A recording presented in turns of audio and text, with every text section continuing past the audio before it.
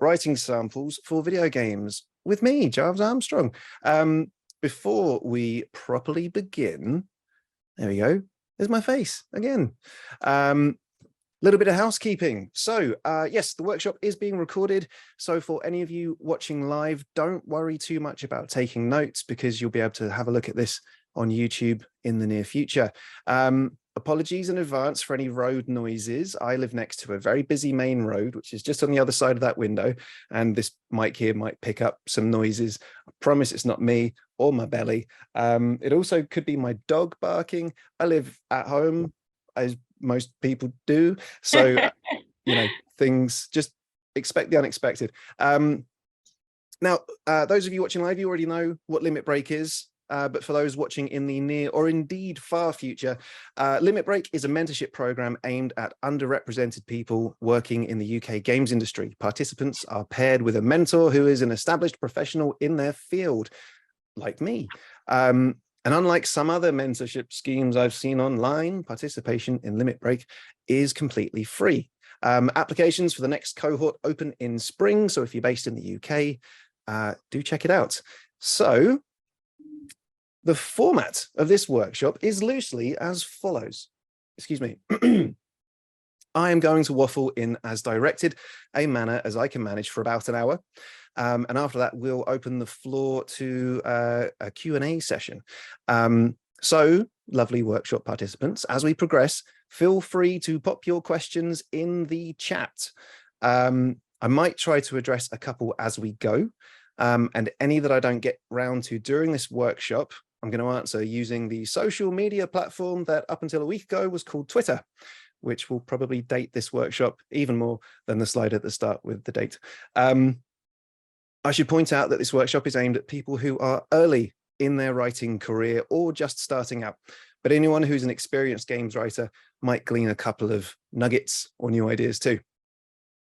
And one other key thing, everything contained within this workshop is my personal opinion. Nothing I say today reflects or represents the viewpoints of Limit Break, nor my past or current employers or clients. And the same goes for the special guests due to make a kind of cameo later. Spoilers. So without further ado, let's do this. So hello again. For those of you who don't know me, my name is Giles Armstrong. And in addition to having a posh name that I didn't choose for myself, thanks, Mum, I'm one of the UK's most experienced freelance game writers.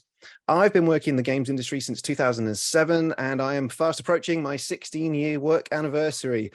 In that time, I've worked on more than 50 commercial video game projects in a few different roles, but primarily as a writer. I started in QA on a temporary contract. I lucked my way into a job editing videos and photos for a quiz game series called Buzz. I charmed my way into a junior designer position at the same studio with a strong emphasis on narrative, because I thought that's how you get to be a game writer. Yeah, I had 2 projects cancelled, and so got moved on to making Connect games for the same studio. That's motion controlled games for anyone who's not of a certain age to know what a Connect is. And I quickly realized that I was a rubbish game designer. I just don't have a head for devising and tuning mechanics and all of those very clever things that lots of other people are much better at. So I took a job as a quest designer and writer for a free-to-play game called Here Be Monsters until the whole team got made redundant. So with no savings, no safety net, and a mortgage to pay, and living in South Wales, far from any games industry hubs, I became a freelance game writer, and I worked damn hard to convince people to let me write their games. Since then, I've written on an absolute plethora of games. Most are smaller indie titles, including editing the English script for the BAFTA-winning My Child Lebensborn, and being lead writer on the Spectrum Retreats, which received a Writers Guild of Great Britain Awards nomination for Best Writing in a Video Game. In recent years, I've managed to land roles on bigger AAA productions, including Guardians of the Galaxy, extremely briefly, I should add, Horizon Forbidden West, the Dawn of Ragnarok expansion for Assassin's Creed Valhalla, and coming out later this year, pre-production writing on Fallen Atlas, and I was a senior writer on Assassin's Creed Mirage. as well as some exciting unannounced stuff that is coming out at a time I cannot say.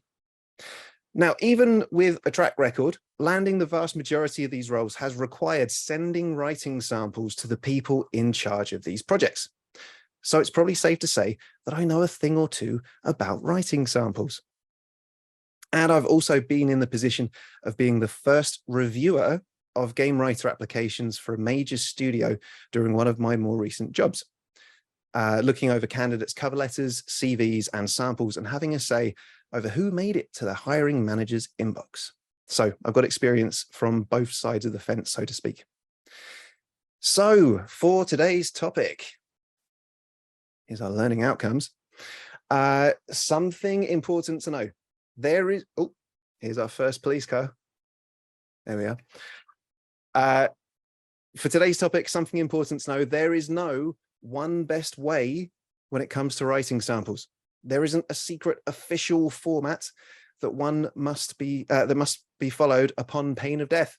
The things that I'll be discussing are simply what has worked for me all these years. And I should also note my focus here is based specifically on game writing roles. Narrative design is a closely related, albeit distinct and different discipline with its own considerations when it comes to samples and portfolios. I won't be covering that here, but later on, I'll point to resources that you may find helpful if you are more interested specifically in narrative design. Okay, so today's learning outcomes. Let's move on to the first of those. What is a game writing sample? Well, yes, that is what we're here to discuss. So a writing sample is a short document that demonstrates your ability to write one particular type of game writing, like usually one type per game document. And what do I mean by type of game writing? So in games, writing consists of various types of writing, each suited to a specific purpose. For example, cinematics and cutscenes, which are the non-interactive, like usually non-interactive sequences, story sequences. In-game lines said by the player characters or NPCs, which are non-player characters, which might be said during action or during quieter moments.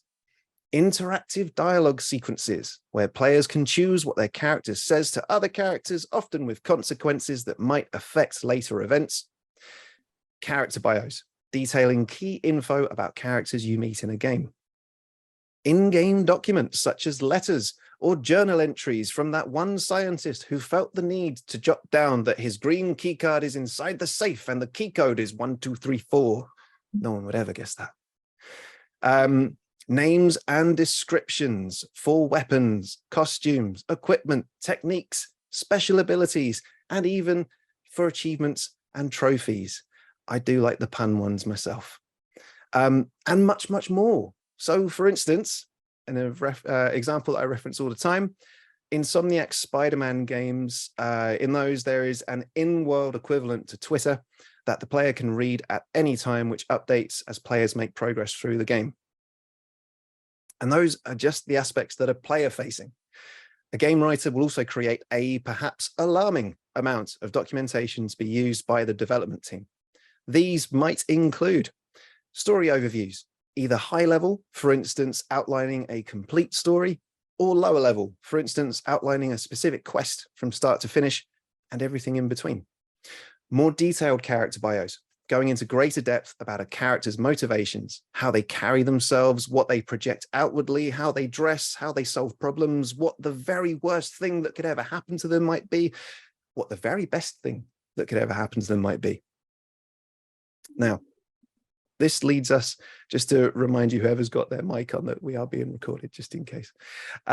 This leads us nicely onto, what is a game writing sample used for? The answer might surprise you. It might not. Okay, writing samples are typically sent as part of applications for game writing jobs. Excuse me. Usually accompanied by a cover letter and your CV. They are part of the first impression you create for people you aim to convince to let you write on their project. So, in simple terms, A game writing sample is a document that says, first and foremost, I am very good at this particular style of writing. And as I mentioned, even with a track record, writing samples are a vital tool in landing work. And without a track record, they are probably the most important part of applying for writing jobs. Which leads us on to, what does a game writing sample look like? I shall leave you in mystery for a moment while I have a sip of the drink. Oh, thank you. Sorry if that gulp was picked up on the mic. So again, as I said, remember, there is no one best way for this. What I'm going to describe and show to you are what's worked for me. I'm going to show you what I think are the most important styles of writing for games writing samples, because they form the majority of material a game writer will be expected to devise.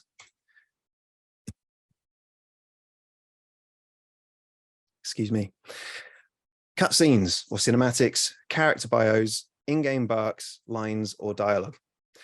This is not an exhaustive list. As we've already discussed, there are other types of games writing and other types of games, but these are the most common in terms of the majority of studios and teams that are hiring. So first of all, cinematics and cutscenes. Now, for anyone who is unfamiliar with those terms, cutscenes or cinematics are usually non-interactive sequences that the player watches.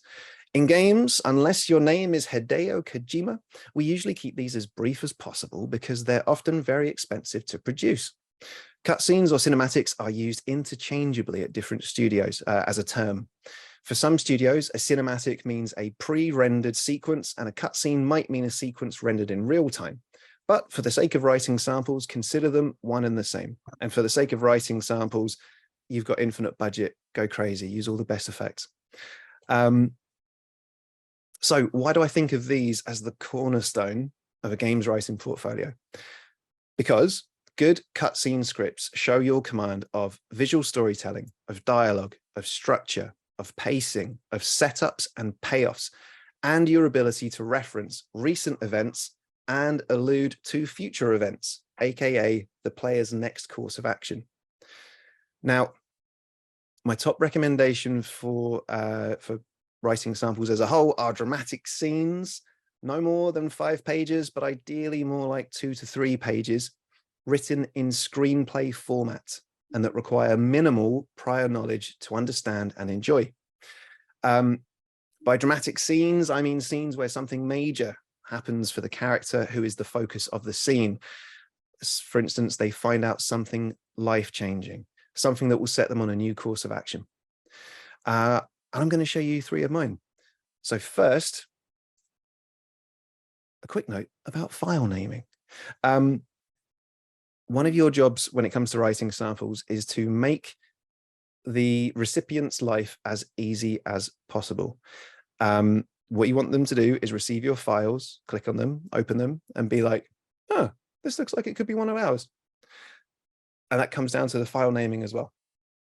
It's no good sending writing sample with no name as a file name to somebody, because it's going to get lost in a recruiter's inbox somewhere. So pop your name on it, pop a little description of what it is. If you want them read in a particular order, consider adding a little number in there, as we've seen. So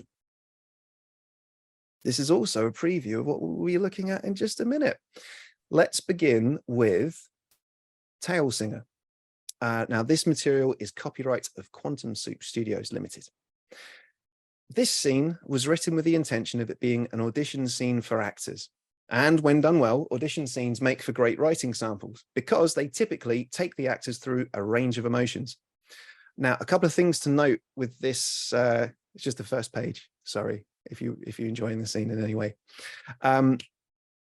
This doc was written using Google Docs and a screenplay template. Other tools and methods are available. I'll go into those a little later. Right, header and footer. There's a good chance your sample will be printed. So make life easier for the person collecting your scripts from the printer. Pop your name on there, the page count. I prefer to use page X of Y personally, and the briefest description of the doc. So at the top here, it just says writing sample, audition scene from Tail Singer, and it's got my name. Now, the other thing here that you'll notice is the context box. So my recommendation is, if your scene takes place at any time other than the very, very beginning of a story, or if it does not stand alone by itself without a little bit of context, then give a little bit of context. And in this case, let's see if I can expand my window and read it.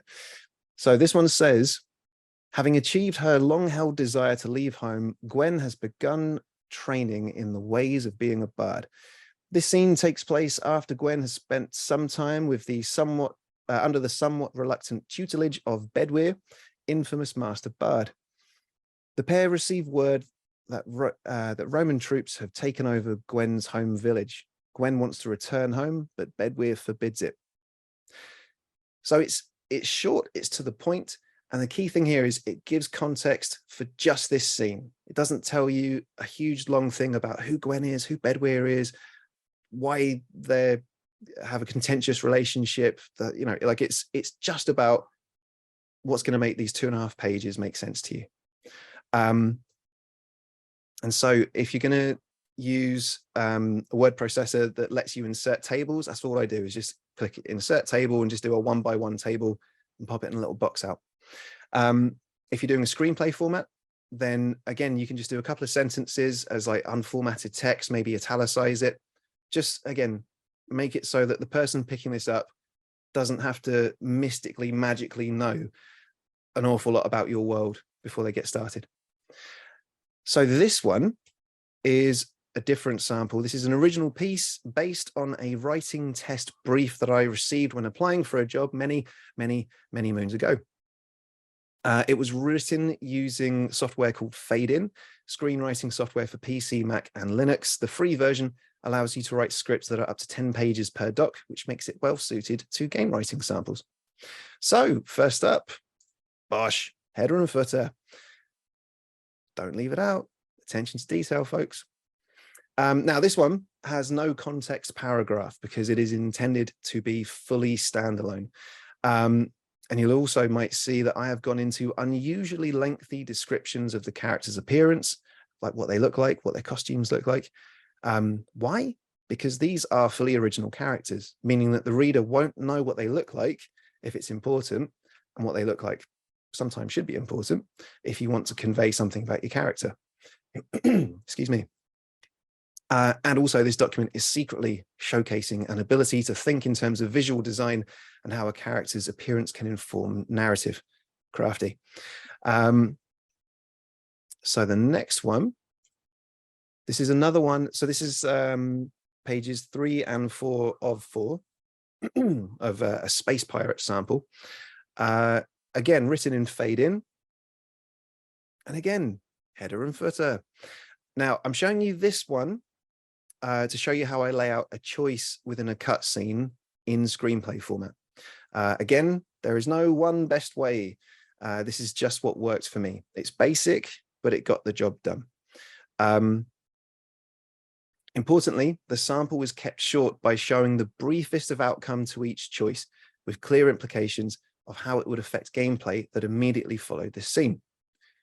So again, as I said, if your writing sample was being made in something like Google Docs, Google Docs or Microsoft Word, then yeah, you might want to consider inserting a table to get this across instead. Okay, next. Why have I highlighted them in the wrong order? So we're going to be looking at character bios and barks. That's right. Earlier, when I said a writing sample usually showcases that you're adept at one style of game writing, well, here we're going to have a look at both. Unless you're given a very specific brief for a writing test, in my view, these two really should go hand in hand. So I'm going to give you an example of something really, really quickly. Let's see. Keep off the grass, restoring the balance for nature, striking a blow for pacifists. Let's come back away from that. What the hell? those lines make no sense in isolation. You've got no idea why I just blurted that out, what it means, who it's meaningful to, what it says. Barks by themselves, without any context at all, are just nonsense. They don't show anyone that you can write for a particular purpose. And so that's why I recommend having a character bio on there. But also, here we are. This is a nice, clean way of laying out barks for a writing sample. And again, it's not the only way. It's not the one best way. It's just what works for me and makes for an easy reading experience. So yeah, here's a character bio that was written for a writing test an incredibly long time ago. The brief was specific enough to tell me the character's gender, age, and profession. And the specification was that the bio must be a maximum of 2/3 of a page. When I first got this test, I was a bit daunted. How do I condense the most important details about this character into less than a page? But it turns out, as a writing sample, this is an ideal length. It forces you to think very succinctly, what are the most pertinent details about this character to inform who they are right now, how they behave, what they want, what they fear. It's enough to conjure up images in the reader's mind to give them a sense of how the character moves and speaks. And guess what? It gives the reader a guide on how those barks you've written might sound. So yeah, here's my sample. On one page, we start with a bio. Who is this character? What makes them tick? And immediately after, we have the barks laid out here in what I think is a very clean and easy to understand format. Let's see. Yeah, so we've got the prompt in bold text and then a numbered list with 5 to 10 barks, things that the character says to convey the prompt. I should point out as well, in hindsight, a few of these barks, they're not very good. I should have spent a bit more time polishing this, but it kind of felt like it made more sense to show you an authentic sample that I have leaned on for a few years now. So writing barks, in my view, is a key skill for any game writer, and especially if you want to work in commercial video games. In my opinion, gameplay barks ultimately serve two main functions, usually alerting the player to something that they may want to react to, for instance, grenade, or ooh, treasure, or confirming that the player has done something. Good barks perform their function and ideally express the opinion of the characters saying them while being very short and succinct. Writing them is like puzzle solving in a way. Now, new and aspiring writers, my recommendation to you is to always write double the barks you need. So you want 10 great ones? Well, then please write at least 20. Then pick your absolute best. This is because your writing sample is a calling card. It's you proving you're bloody good at writing. So if you write the first 5 that spring to your mind and call it a day, it's very likely that a fair few of them might be a bit pants. So role play, embody the character, see what they see, hear what they hear, write their response to the prompt, and then do it again and again and again, and then pick the best ones. Also on this doc, over here, where are we? There we go. You'll find another set of barks for another very different character. Again, in the writing test that I was set, they outlined who the character was in terms of age, gender, profession, but otherwise left the rest to your imagination. So in these barks, I tried to convey a few hints at the dude's background, but ultimately, you always need to defer to serving the functions of the lines. And one of my favorite ones there, how calling out after a hat is stolen by a player character. Oi, thief, at least pinch a decent one, you tasteless Burke. Love it. Why don't I get to write stuff like this in my day-to-day job? Who knows? But again, prompt is in bold, numbered list, and it's clear as day. Can you write your barks in a spreadsheet? Yes, of course, if that's what you want. I just find that for me, this is clean, easy, convenient, and it achieves the task.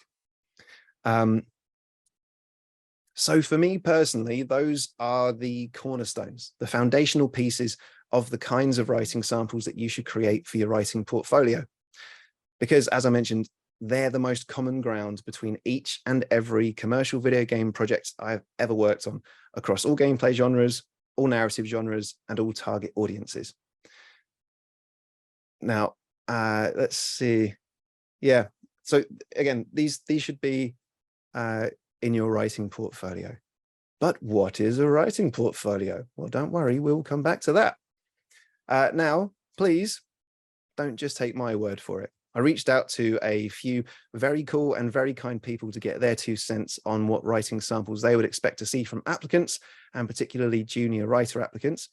And I'd like to restate for the record that anything they've said here is their opinion only and does not necessarily reflect the opinions or viewpoints of their employers or clients. Let's see. Because we are rattling through time, I'm going to whiz through these, but feel free to rewatch this on YouTube and press pause to read the full replies. So we begin with Stephen Rhodes, and I need to make this a bit bigger so I can read it. Here we are. Stephen Rhodes is a WGA-nominated scriptwriter and narrative designer, and currently narrative director on EA Motive's forthcoming Iron Man project. And he's a cool dude. He's a very nice person. So I asked him that question as well. What kind of writing samples do you expect to see from prospective hires? And let's see, what did he say? He said, it's a question he gets asked a lot. I get asked this question a lot as well. This is one of the reasons why I asked to do this webinar. So Stephen says he wants to see samples of your best writing in terms of quality of dialogue. I can hear someone's microphone. It sounds like someone's gently beatboxing into it. He also thinks it's important to keep them short and concise, and I concur. Hiring managers will often get hundreds of applications for games writing roles, especially the incredibly rare junior writer roles. And so, again, you want to make their lives as easy as possible. You want to keep those samples short and sweet and get to the good stuff. For most writing roles, you want to demonstrate your ability to write well-crafted scenes in traditional screenplay formatting, because a lot of the work will be cinematics and dialogue based. However, it never hurts to throw in a set of vibrant and characterful bark lines. Yeah, screenplay format, it's one of the kind of standards of games writing because it's kind of universally understood. And if that's completely alien to you and you don't know what screenplay formatting looks like at all, got some resources later I can point to that can show you the ropes. Okay, I also asked Kim McGaskill, who gave a phenomenal and epic and long answer.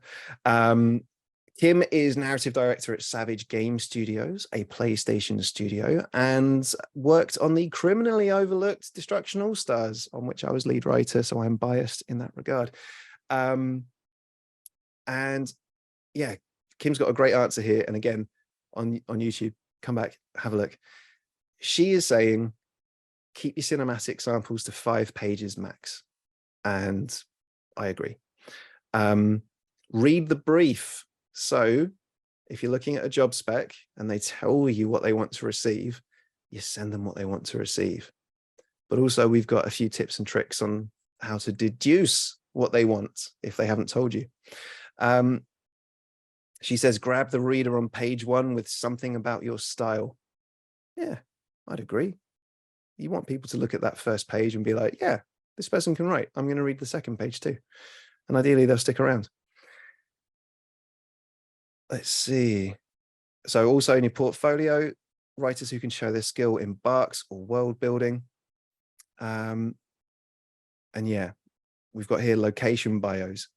So location bios, I'd say that they're maybe a little bit more common for narrative design stuff, but it's a really good thing to think about in terms of what does a space look like? Is this space occupied by people? If so, what is the function of this place? And it may not be an obvious function of the place. It may be a space that's been repurposed to serve a different function. And if this place is unoccupied, why is it unoccupied? How long has it been unoccupied? just things to think about just in terms of crafting believable spaces that your environment artists and concept artists are going to thank you for if you've actually thought about, instead of saying, oh, I don't know, it's a medical room. Okay, again, on the video, come back. I hope I'm going to say his name right. Xavier Nelson Jr., BAFTA nominated superstar writer, TikTok sensation, and world-renowned fan of Denny's, who, again, his reply is perfect and very him. He says that for junior writing roles, what he's looking for is any playable experience that shows understanding of interactive considerations alongside a strong voice and an understanding of your internal process. So much of narrative work is problem solving, and particularly on the indie freelance level, we have limited bandwidth and team buy-in to bring anything to life. And also you'll find in the indie space, you have to wear many hats.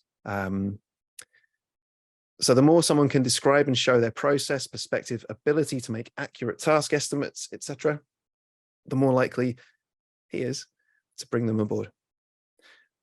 And that's one thing that I hadn't considered, is the task estimates thing. I'd say it's one of those things that if you're starting out, it's probably more advanced to be able to say, oh yeah, I think this scene will take me X days. I'm nearly 16 years in and I still underestimate, and I'm way too optimistic with my timings. So it's a learned skill that some of us just have to do some late nights because they don't learn. Okay, next up we have Anne LeMay, who is the narrative director at Warner Brothers Games Montreal and co-author of the Game Narrative Toolbox, which has a second edition coming out in about 2 weeks. So Anne says, funny you should ask, since we had a job posting for an intern / junior level writer about a year plus ago. So sorry, don't rush over to the site just now. And what Anne has said here, basically, here is just to help inform ideas for writing samples if you're not comfortable with any of the things that have been suggested so far, or if you have already prepared some samples, perhaps in other mediums. Now, with all of this, I would say all of these are fantastic and very, very useful. However, poetry, and we're going to come to this in an example later if time allows, it definitely shows writing ability. I'm not sure it shows game writing ability. So I'd say keep that as like a bonus extra if you're going to do anything like that. Okay, anybody who wants to screenshot this is your last chance. Otherwise, come back to it when it's on YouTube. It's going away in 3, 2, 1. Okay, and next we have Whitney Beltran, who was previously narrative director at Hidden Path Entertainment and is now studio head of a brand new company who do not have a name at the time of recording. Now, Whitney's suggestions here, I would say, are more in line with what Telltale Games used to ask for in their previous incarnation. A bark sheet that demonstrates clarity, brevity, characterization, and world building. Yes, definitely. A complete Twine project that can be played in 15 minutes or less should demonstrate narrative branching ability. We're going to come back to Twine a little bit later. Now, some studios absolutely, definitely want to see your proficiency in interactive fiction. So Twine is the most common example, but there's also Ink, which is made by a company called Inkle, and there's other tools out there as well. Now, in my experience to date, I've only twice in 16 years been asked for a Twine sample. I don't know how to use Twine. So whenever I get asked for that, it's a bit of a moment because I have to relearn how to use it and then try and write using a tool that I'm not familiar with. The results have turned out quite shonky both times, and I did not get those jobs, which happens. So if Twine is your jam, then absolutely practice it, get some samples in it. But that's the key thing, is the can be played in 15 minutes or less. Respect the time of the person you're sending it to. Anticipate they've got another 100 submissions to get through. Now, this one, a pilot or screenplay, which demonstrates sparkling dialogue and ability in story structure. I had to ask to clarify the whole thing or just the best 10 to 15 pages. And Whitney says what she would like to see is a whole pilot or feature. So we're talking 60 to 90 pages plus. Now, again, depending on the role that you're going for, that could be a reasonable ask. If you're crafting a complete story for a studio, I think that's quite reasonable. If you're joining a team as a junior writer, in my opinion, that's a bit much. I need to see if you can write a damn good scene more than if you can write a full narrative. However, different strokes for different folks. Work from previously published games. This can look like video clips of the narrative playing out, spreadsheets, scripts, etc. In such instances, sometimes you need to get permission from places that you work for, but also you can always point to YouTube clips that other people have put online playing your game. Okay. So I'm going to pop that window back over there. How are we doing with time? We're doing okay. All right. So, excuse me, I'm going to mute and take a sip.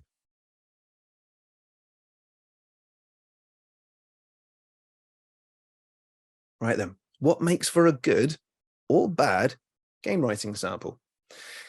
So this is where we get to the more advanced bit. So first, a good or bad sample is largely determined by, drumroll please, if it's well written or not. You'll get bonus points if it's neatly formatted too. There's more to it. Come on. Earlier, we defined a writing sample as a game writing sample is a document that says, first and foremost, I am very good at this particular style of writing. Now, what makes for an especially good or bad writing sample is this. I am very good at this particular style of writing that I have deduced your game will likely include. That's right. This is the secret sauce, the thing that truly raises up writing samples in the eyes of those reviewing them, or can sink a writing sample, no matter how well written, into the forgotten depths. So how can you know what game the studio or team you're applying to is making? Well, if they're a big studio, this is often easier. Often it will be in the press, either officially or via leaks. So a quick Google search will often shed light. In my case, when I applied to join Guerrilla Games, they had released Horizon Zero Dawn and they had not yet announced their follow-up project. A no-clip documentary on Guerrilla Games said that they spent 7 years making Horizon Zero Dawn. This led me to put 2 and 2 together, because 7 years is an incredibly long time for a single game. Usually, people who are doing that are putting in the work for a series. And so I assumed, with Horizon Zero Dawn being very successful and with its development time, chances are the next game was going to be Horizon 2 of some sort. And I was right. So when I applied, I selected writing samples that demonstrated that I had the ability to write the kind of types of writing that a Horizon 2 would likely include. I chose something that would reflect Aloy and her persona, her kind of time period, and gentle spoilers for a game that came out in 2017. And I also picked a sample that reflected the other story that runs parallel in Horizon Zero Dawn of the scientists racing to save the world before Armageddon comes. And then I also picked a third sample that was a bit more me, that had a sense of humor. I think it was the Barks sample with the Nature Witch and the Hat Seller. But the key thing is those 2 core samples reflected the main way that Horizon told its story, which was cutscenes. And yeah, that decision paid off. Now, yeah, during that job, it was my role to review applications from other people wanting to join the writing team. And without naming names, I would like to relay to you an example of someone who didn't send in a bad writing sample, but their decision to select the writing sample that they chose was an unfortunate choice. For anyone who hasn't played Horizon Zero Dawn, it is a third-person, open-world, action-adventure RPG. The main methods of storytelling are cutscenes, cinematics, some very lightly interactive dialogue, in-game barks, in-game documents, and things like that. And one writing sample that we received for an application, it was a video of an art installation, an interactive art installation. And it was poetic, and it was beautiful, and it was lovely, and it was meaningful, but it did not in any way, shape, or form say to me or anyone on the team, I understand the type of writing in your game, and I am demonstrating my ability to write it. And that's what I think is the key difference, is that you look at the project and you say, I know what you're making, or I think I know what you're making, and I can prove to you that I can write it too. So how else can you deduce the types of writing that a studio or team that you want to join may include in their games? So you look at their previous titles. If it was successful, it's likely that they'll be making either a direct or spiritual sequel. So use their most recent releases as a guide to the types of writing that you should showcase. Ideally, play these games. The games are really expensive, so failing that, look them up on YouTube. Just about every game that you can think of has got a playthrough video somewhere on YouTube. Study how the team constructs their scenes, what vocabulary their characters use, how long the scenes tend to be, the types of actions that are typical. And if the studio or team is approachable, you can always try asking them what the gameplay genre is, what the narrative genre is, what the tone of the project is. Maybe they can point to some films, movies, TV shows, or games as tonal references, but maybe they can't. So that's why you have to put the work in to try to suss out what it is that they're going to want to see. And there's usually enough clues that you can make an educated guess, or at the very least, lean on those cornerstones. So, writing portfolios. What the heck is a writing portfolio? Let's demystify this. For me, my writing portfolio is a folder on my PC with dozens of writing samples. Most of these are cutscenes, some are character bios, some are barks. It's roughly a 50-50 split between dramatic writing and comedic writing, which I find I default to and resonates with me. Usually I try to find a blend in just about everything that I write of sweet and sour. So when I reach out to a studio or team, or if I'm contacted on LinkedIn and asked for samples, I do my best to understand what game the team is making. Sometimes I sign an NDA and get told outright. NDA is a non-disclosure agreement. Sometimes devs have to keep their cards close to their chests, and I have to try to eke out some clues of what to select from my folder. And then I'll pick 3 or 4 samples that I think best showcase my ability to write the game that they are making. Now, some writers opt to have their writing samples available online on their website. Some people do this and then add password protection, meaning that anyone who wants a peek at your tasty, juicy writing has to reach out to you first. So personally, I have never hosted my writing samples online in any publicly accessible format. My reason for this is because of my preference to carefully select the most suitable writing samples to send to the team, to put my best foot forward, to make my first impression count. If someone likes what they see, they can always ask to see more, or book an interview with you, or just hire you, right? Now, my concerns about hosting samples online, and again, not in any way a knock against anyone who chooses to. My main concerns, other than the potential for plagiarism, is that if someone doesn't find a sample that conveys your ability to write their specific game, they might just assume that you can't. Or if it's a frustrating experience for them to wade through dozens of samples looking for the one that resonates with them, it could create a poor first impression.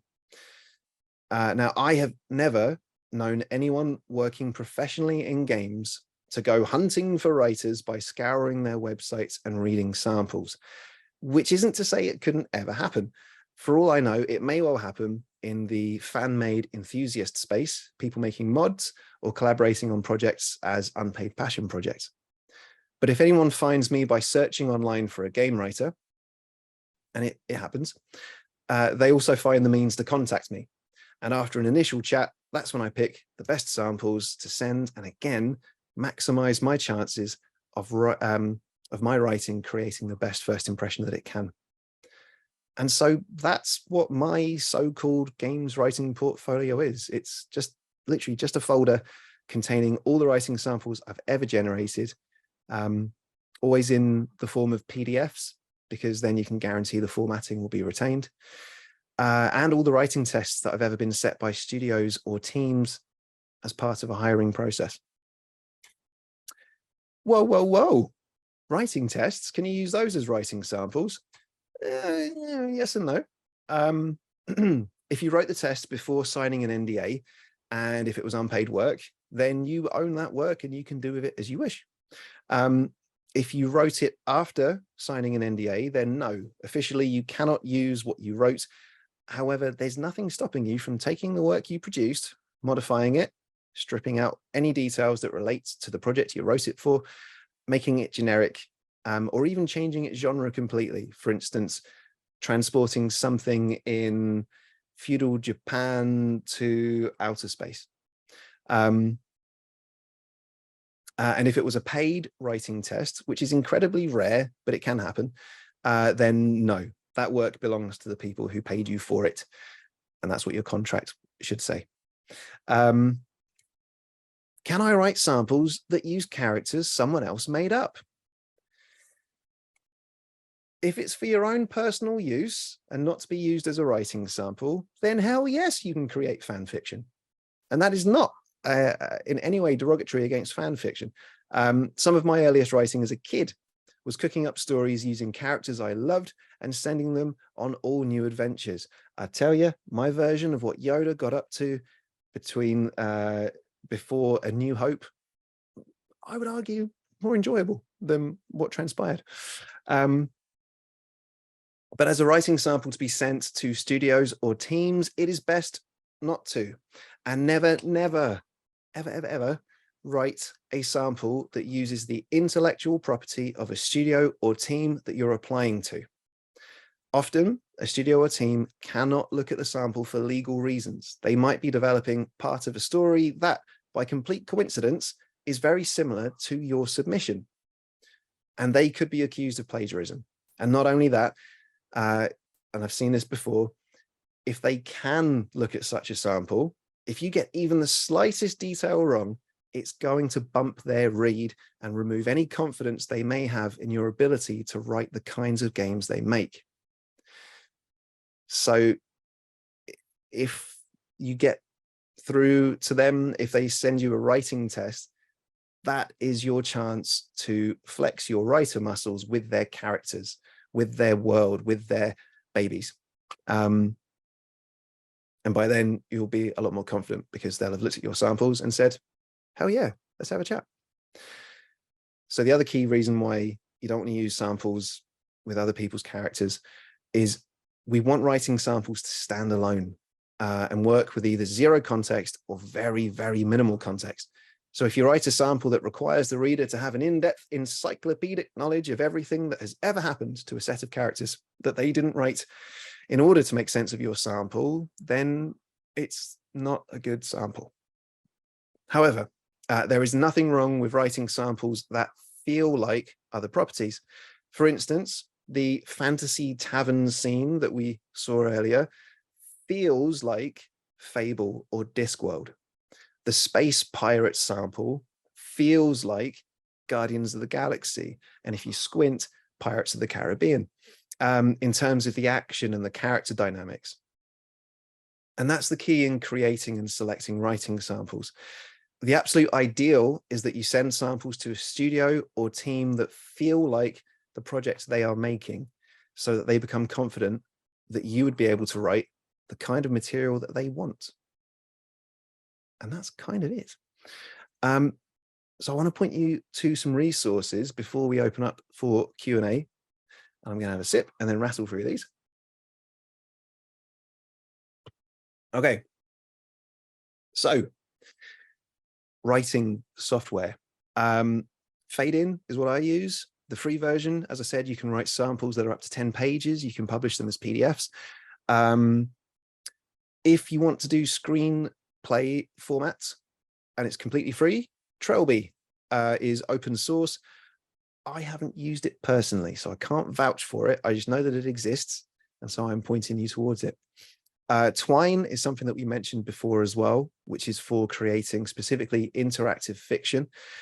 The other great thing about Twine is you can basically reverse engineer other people's interactive fiction to see how they do what they do, so that you can learn how to apply their techniques into some of the things that you do. You can just load it in and just open it up and have a look. So screenplays, if you have no idea where to begin with screenplays, YouTube's got you covered. I quite like this channel called Studio Binder. And just 10 days ago, at the time of this talk, they published Anatomy of a Screenplay, movie script format explained, and why it matters. So give it a look. Screenplay format is not that scary once you understand the basics, and it's pretty simple, and it stood the test of time for about 100 years. So, you know, there's something in it. And what about 3-act structure? Okay, personally, I don't fully subscribe to 3-act structures. I think that stories typically have as many acts as they require. I'm a big fan of Shakespeare 5-act structure, for instance.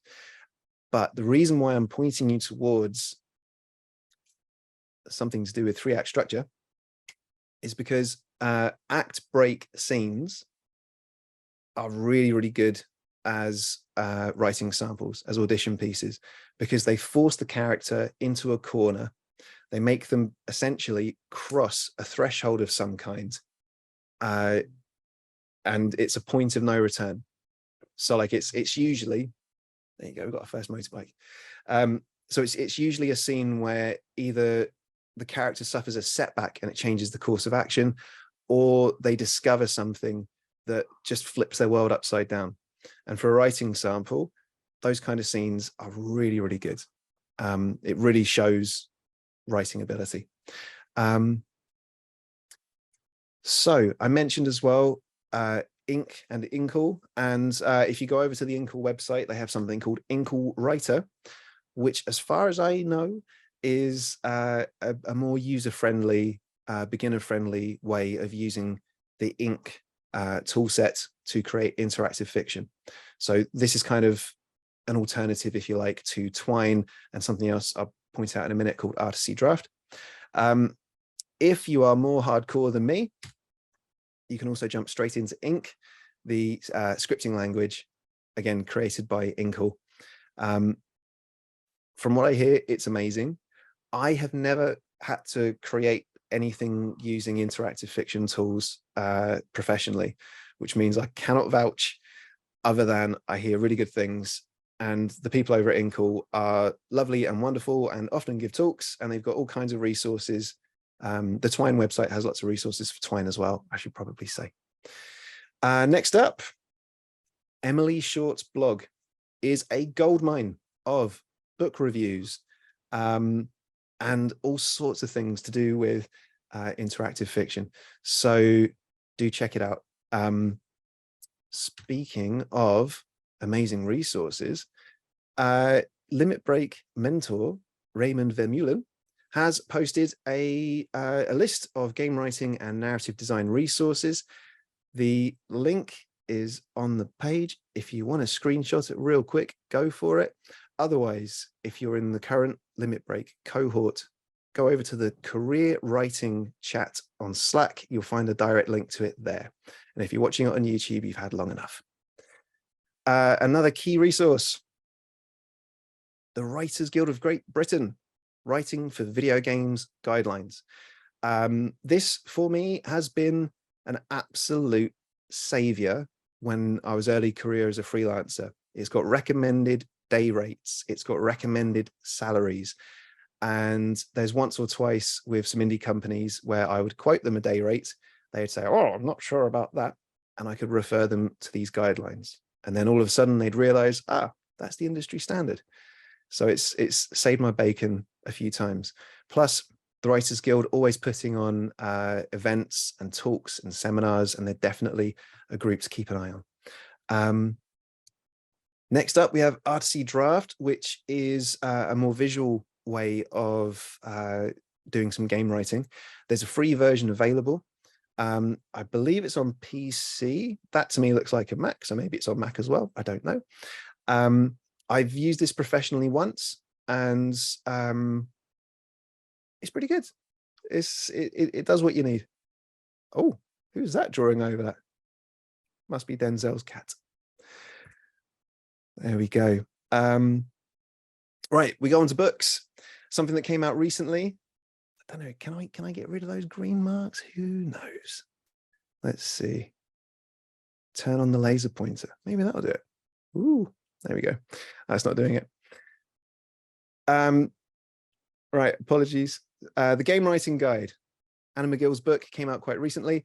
All of these books I would recommend, and also completely recognize books can be flipping expensive. So if you can, if you're able, join a local library, request these books. The authors will still get royalties. You'll still get their juicy, juicy knowledge. Everyone's a winner. The Game Writing Guide, I think, is like just the textbook right now, especially for starting out games writers. Collaborative world building for video games is tremendous. And also has some applicable stuff for people interested in narrative design.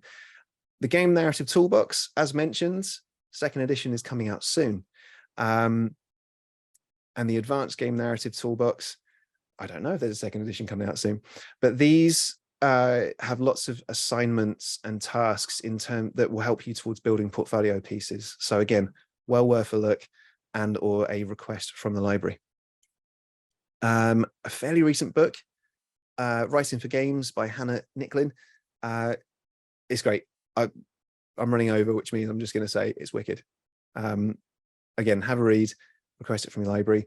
Video Game Storytelling by Evan Skolnick. Evan is a vastly experienced writer across all kinds of mediums, including Marvel Comics. And he either still does or used to teach the contents of this book basically as a 1 or 2 day course at GDC, the Game Developers Conference over in San Francisco, every single year. He knows his stuff. And this book, the Kindle version, frequently goes on sale for like £1.50. So even if the standard price is a bit much, keep an eye out. It's often on sale and it's brilliant. A book that I'm a big fan of is this slightly older one called Creating Emotion in Games. I think it came out in like 2003 or something. So, but I found it absolutely instrumental in terms of sussing out what is good games writing and just good writing in general. I really recommend it. It can be really hard to get hold of. So again, libraries are your friends. The Art of Game Design, a book of lenses, is not so much about writing. It's more about game design in a more holistic sense. But the thing that's great is all of the techniques it describes convey a particular feeling. Therefore, they are tools with which you can convey narrative or gently manipulate your player like a little puppet master. So check it out. And Level Up by Scott Rogers is, again, a great overview of video games and game design and tools and techniques that you can use to make your players feel particular ways. I did indeed put these together into a wish list on Amazon, which I should point out, I have seen a young whippersnapper reproduce this list and present it as their own. Naughty. But in any case, the URL is there. Other bookshops are available. It's just convenient to list it over here. Okay, so if you are more interested in narrative design, Jolie Menzel, I cannot remember where she works right now. I'm sorry, I should have jotted it down. Years back, posted their narrative design portfolio. So the link is there. If you want to have a look at it, I'd say grab a screenshot of this and check it out. Okay, it's going to go away in 3, 2, 1. And that's the end. That's the end of this talk. And we are 5 minutes over, which for a waffly person like me, that's not bad. So we're going to open up to questions, which means I'm going to have a quick look at the chat. And while the questions are up, if you want to know anything more about me or where I've been or see my fancy little show reel, my website is imaginatively gilesarmstrong.com. And on the platform that up until last week at least was called Twitter, and I don't want to call it anything else, I am @_Giles Armstrong. You are very welcome to ping me any questions that occur after watching this. Please keep it civil. And yeah, right then. We are going to move on to questions, which means I need to have a look in the chat and expand this out. Okay. Let's see. Jump to the first unread message. Okay. Sorry, folks, I'm just scrolling up there. Okay, so we've got lots of waving, lots of hellos. Where are the questions, folks? Come on. Hi, everyone. Just want to check, will this be recorded for a later viewing? Yes. South Wales represent. You knows it. I live in Newport, South Wales. I'm not Welsh, but I've lived here a big chunk of my life, so I think I'm honorary. For screenwriting, Writer Duet is also great and very user-friendly. I've heard such things. I've also heard great things about Scrivener. I tried to use it. It just, for me, it was just a bit too fiddly. And I'm very used to using fade in. My golden rule when it comes to writing tools is don't necessarily worry about trying them all out. Just try out as many as you need. And then once one of them just clicks for you and just lets you kind of do what you want to do as quickly as you want to do it, stick with it. Let's see. Would you recommend character bios always having barks included? That is a great question. So I would say you don't always need to include barks with a character bio. But unless you've been told otherwise, I would always recommend including a character bio with barks. So a bio can absolutely stand alone and serve its function. The key thing you've got to bear in mind, it's to inform quite a few things. It's to inform concept artists. What does this character look like? It's to inform casting. Who should we be looking at for this role if it's a voiced character? It's to inform the actor or actress or performer or whichever term you prefer. How does this person carry themselves? What do they project outwardly? What do they want? Yes, but what do they need? And all of that kind of stuff. So character bios can absolutely stand alone. And barks can too, but it really helps to at least even just give a few sentences just to describe who is the character that is saying these barks. Otherwise, they can just read as like a list of nonsense shouts. You know, you need to have some context. What are they looking at? What are they responding to? What are they warning the player about? What action are they confirming? Let's see. Kim's amazing. I agree. She's very cool. Question for the end. I'm in the process of doing a reimagining of a classic detective tale in a sci-fi cyberpunk setting, adapting the plot. Have you done any work adapting a well-known character into a different setting, and any advice if you did? So, I mean, for the large majority of games that I've been working on in the last 5 years, with the exception of Destruction All Stars, and you said it was great, and you got the platinum, and you loved playing as Blue Fang and Ultimo Barricado. Much love to you. With the majority of games I've been working on, it's been existing IPs. So I've been basically picking up the baton, if you like, from other people and their characters, and trying to stay true and consistent to those characters and their worlds.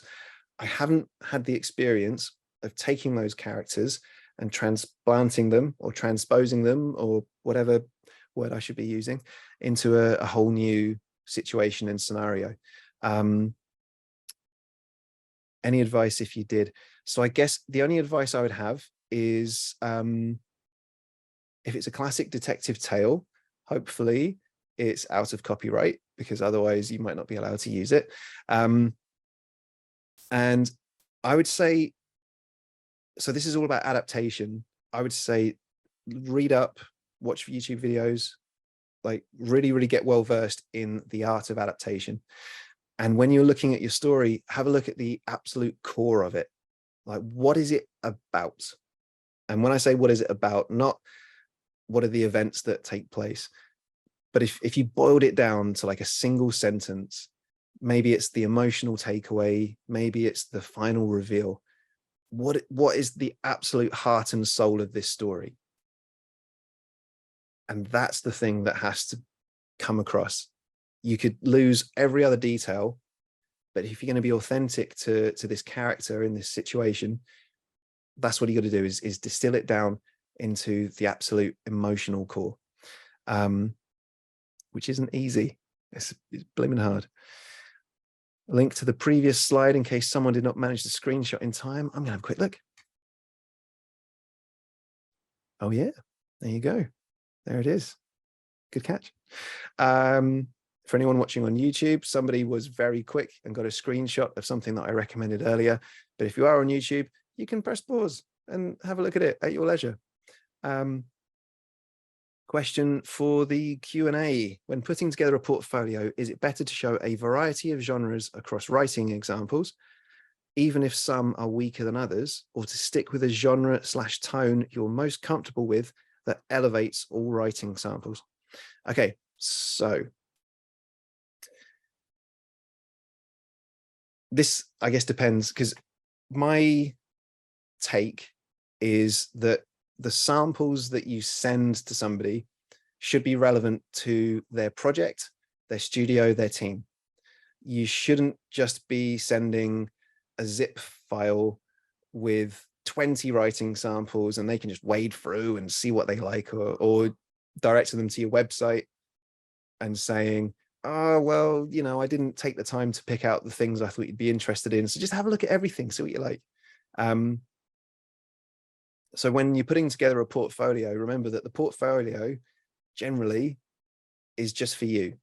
It's just your repository for your writing samples.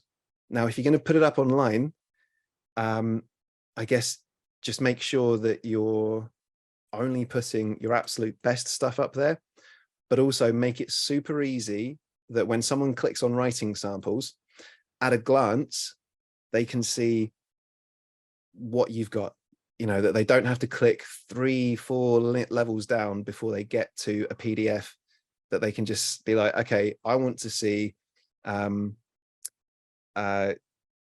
Stone Age musical caper heist. And it's like, oh, look, there it is, click. Like, make it so that it's very easy to find your best material. Is it better to show a variety of genres across writing samples? So in terms of showing a variety of genres, we could be talking about two things. We could be talking about gameplay genres. For instance, first-person shooter, football game, Guitar Hero alike. Oh man, that made me think of Parappa the Rapper. I missed that. Or we could be talking about narrative genres. Is it sci-fi?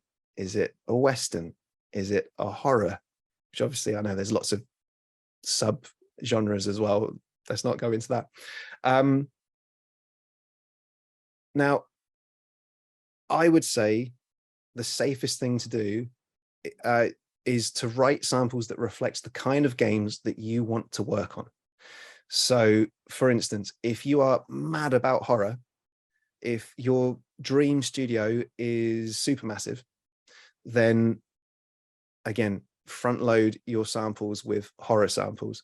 And in terms of different genres for horror, I mean, again, look at the kind of games that you want to make, demonstrate your ability to write that material. It could take place in different time zones. It could take place in, I meant eras rather than time zones. But yeah, there's lots of ways to approach it. In terms of gameplay genres, I mean, my samples primarily are cinematics that could probably slot into kind of any genre. I skew towards third-person action adventure type things. As you can see from my CV, those like the most common games that I work on in the last 5 years. And those are the kind of games that I've always been drawn to, that I've always wanted to work on. And so my samples have always been about reflecting my ability to write things like Fable or Horizon or Assassin's Creed. And, you know, with the exception of Fable, that's the kind of stuff that I'm getting to work on. I hope that answers the question. And if it doesn't, feel free to pop something more in the chat, and maybe we've got time to get you on mic, but it is being recorded, so you might not want to. Well-known article about the 5-act structure for anyone curious, and that's Film Crit Hulk. Ellis, you legend. Film Crit Hulk is one of my favorite writers on writing. Film Crit Hulk has a Patreon, lots of articles available through there. My absolute go-to Bible for character bios is Film Crit Hulk's. I can't pop it in here. So Film Crit, film F-I-L-M, Crit, C-R-I-T, Hulk, H-U-L-K. Their writing persona used to be writing as though they were the Incredible Hulk, big green dude, and as a result, they used to write in all caps. Now, Film Crit Hulk wrote the best thing I've ever read on character bios, called character trees. So if you want to know how to craft a fantastic bio, look that up. What I do with that is I use the character tree method to write a really long, detailed bio, which is completely unusable by anybody. And then I whittle it down into the most distilled form possible. Because remember, with a character bio, you don't need to know every single historical detail about this character if you're the concept artist. What you need to know is, who is this person now? What informs who they are now? So that's the things to focus on. And Film Crit Hulk was the writer who got me onto the 5-act structure, and like, oh yeah, that's a spicy meatball. Ink looks scary, but after playing with it for a little bit, it's amazing. My go-to for interactive and branching narrative. Fair play to you. Yeah, anything that's super technical, my policy has always been, leave the clever things to the clever people. So you're clearly more clever than me in that regard. But yeah. There's loads of great documentation, and I think there's like a book version as well that has been released that tells people how to use it.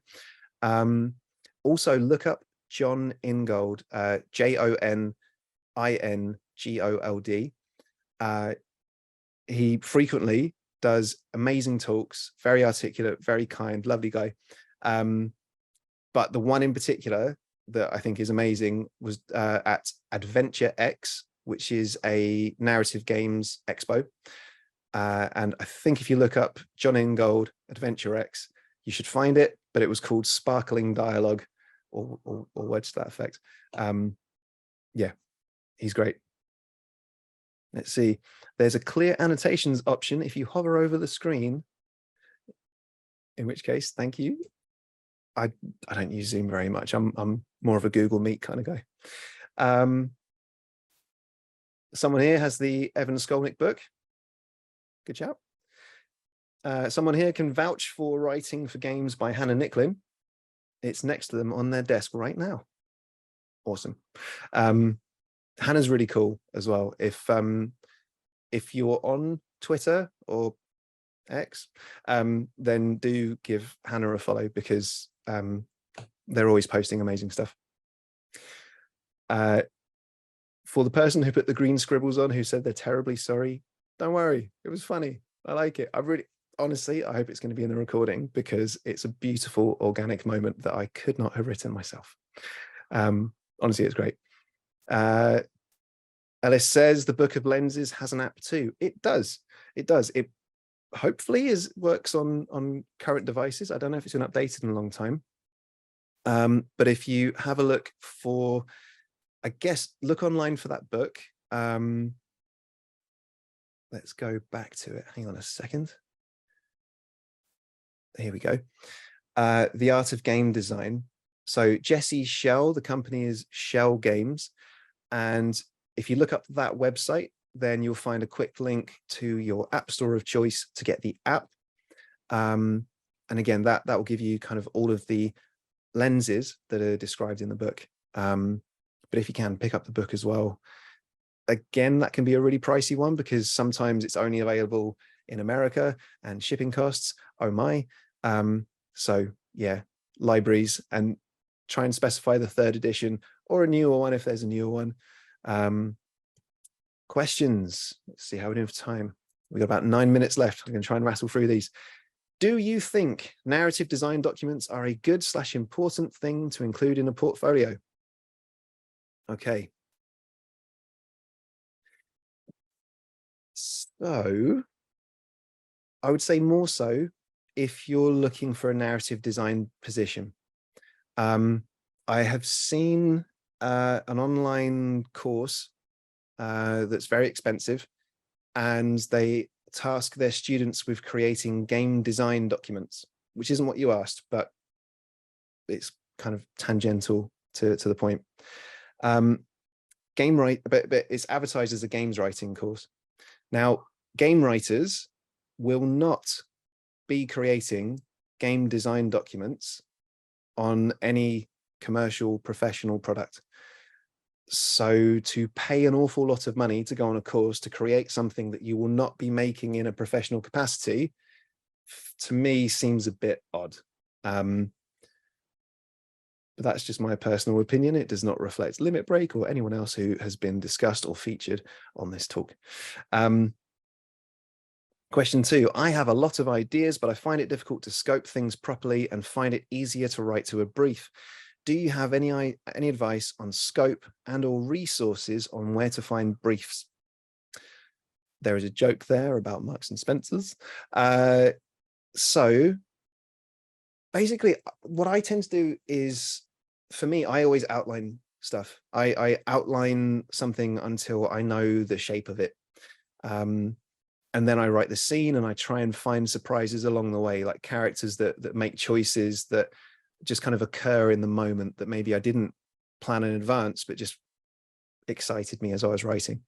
To scope things properly, I guess, if you find it easier to write to a brief, one example that I can think of, and I don't know if it's available right now, if you have a look at the Guerrilla Games website, look up any of their writer positions, and you'll see recommendations for what kind of samples to send in.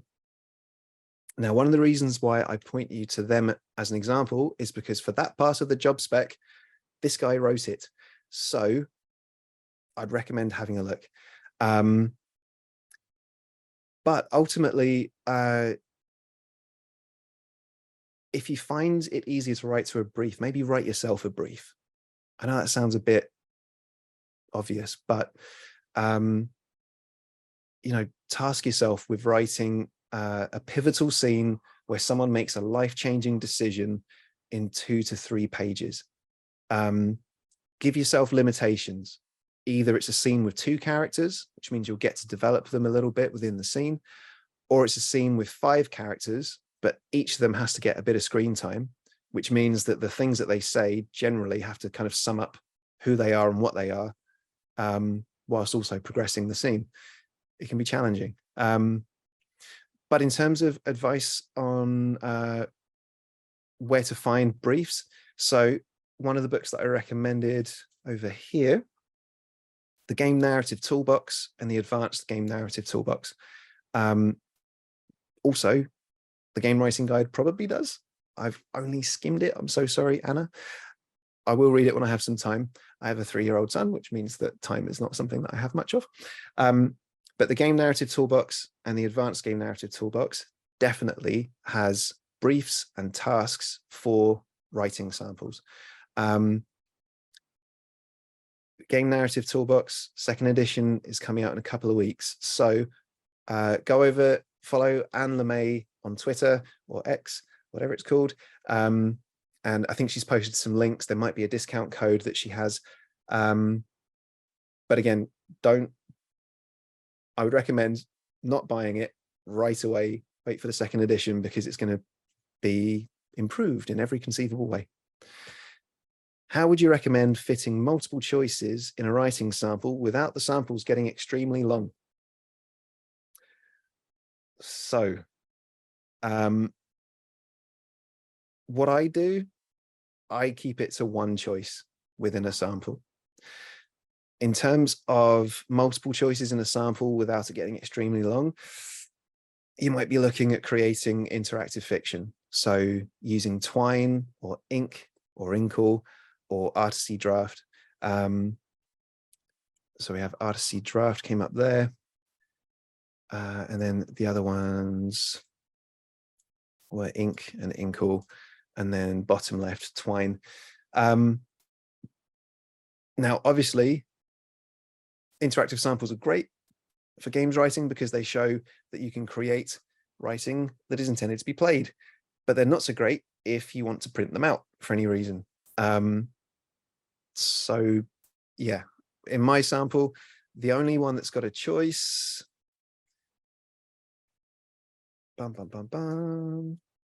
was this one here. So you see on the right of the page, that's how I represented a choice.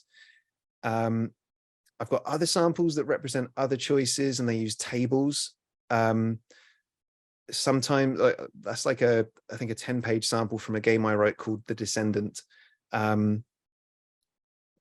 yeah, you're going to struggle to have something be short and succinct if you've got lots of choices in there. So maybe make it 1 or 2 like juicy, meaningful ones if you're trying to keep it down to like 5 pages or less. Otherwise, make something playable. That recommendation was to finish it in 15 minutes. I'd say if you can, have it finishable in about 10, because then if they like it, they'll play it again and see what else they could have done. Okay, loads of questions coming in. I've got to rattle through. For writing samples, can you use a writing excerpt from something you have written that is actually for or in a shipped game, or is that considered unusable due to the IP ownership? That is a good question. If it's a produced game, then I believe that yes, you can use that sample. It's best to get permission first, and sometimes permission might not be given. And if that's the case, find a playthrough on YouTube and you can refer them to the playthrough. And the good thing with that is they can also see how it manifested in the game. But yeah, if you ask permission, a lot of studios, so I refer to Guerrilla Games a lot because obviously I spent some time working there. At some time after the release of Horizon Forbidden West, loads of their artists could post amazing work on DeviantArt, I think it's called. And so I'd imagine you'd probably be in the same boat in a situation like that. Like if the artists can post their work, the writers surely can too. But it's best to get permission. And yeah, people do definitely send samples of things that they've worked on. You know, if you can't get permission for any reason, then I think it's generally understood that if you worked on a thing, it's okay to use, but don't post it publicly, would be my advice. Okay, we're nearly out of time, so let's go super quick. Do you think learning a specific software or game engine would give someone a leg up in applying for a job, or is it best to focus just on writing samples? If you want to be a game writer, I'd say focus on writing samples. Learning specific software or game engine will always give you a leg up. I personally have never needed to do any coding or anything complicated like that. But it could be the thing that gets your foot in the door. So I wouldn't say go for it. I would say if you've got the time and the inclination and you would like to, it won't hurt. But for a game writer, samples are like the real kind of bread and butter.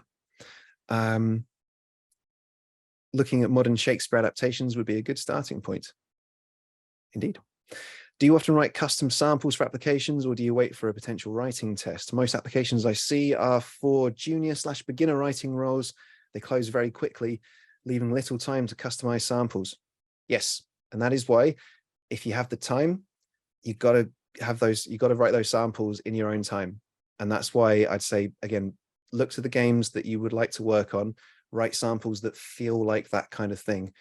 Because then when these posts open up and they say they want to see your 10 best pages, instead of scrambling and crunching for 3 days to try and write something, there's another motorbike. You've already got stuff in the fabled portfolio that you can pull out, that you can send to people. Yeah, if your dream job comes up, then yeah, I mean, clear the calendar, write some cool stuff for it. But otherwise, this is the kind of thing that with writing samples, when you're starting out especially, and when you have no track record, you just need to keep on generating samples as often as you can and as frequently as you can.